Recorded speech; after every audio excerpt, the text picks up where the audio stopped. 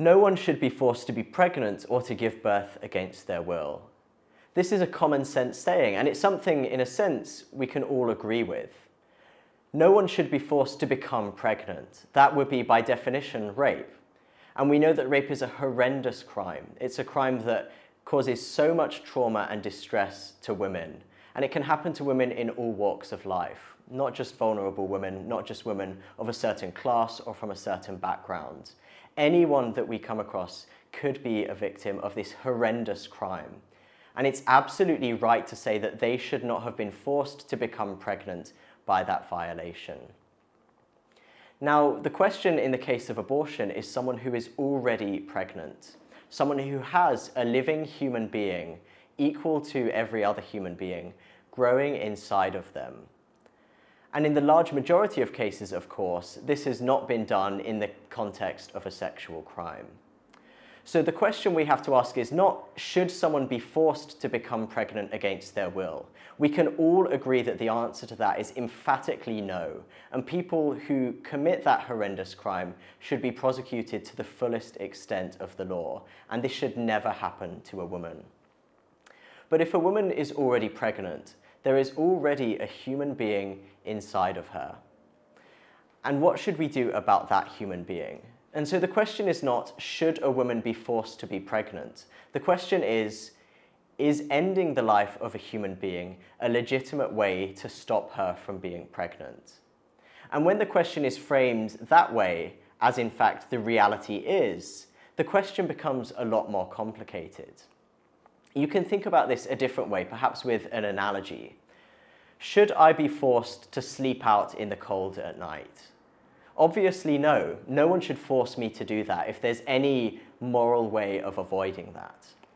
But if, for example, I was driving home from work and the only way that I could get home is to drive over a small child in the road, the only way that I can do that is to drive over him. There's no way that I can get home without driving over him. There's no way of removing him, and I can't drive home any other way. Is it okay to drive over the child in order to get home? Obviously not. We can't get home just by ending the life of another human being. And so the question arises, should I be forced to sleep out in the cold?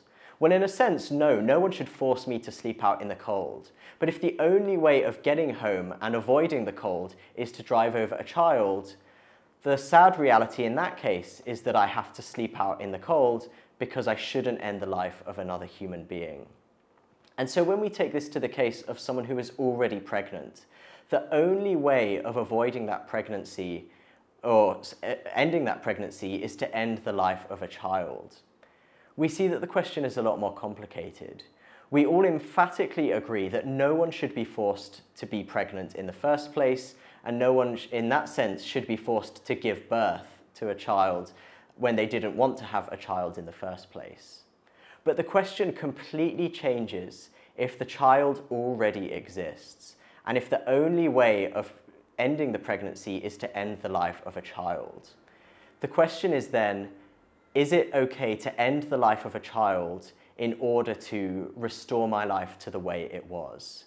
And when the question is framed that way, the answer is a lot clearer, that we can never end the life of an innocent human being, no matter the difficulties or the complications that that might cause. Now, in some cases, that causes huge difficulty and huge distress. And for people in that situation, we have a duty to offer the utmost love, not just our kind of abstract thoughts, but our practical support for women in that position, especially women who have been the victim of a cruel and horrendous abuse in sexual crime and cases of rape.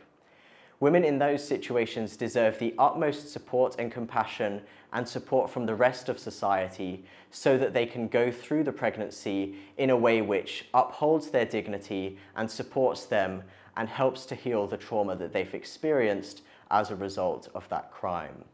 But if the question is it okay to end the life of an innocent child, that is a question that we should all be clear on as people who believe in human rights and human dignity and human equality.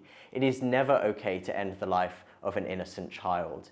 And when those situations come about, Both the mother and the child need to be given the utmost support so that we can have a solution that involves healing and restoration and reconciliation rather than a solution which proposes the ending of a life.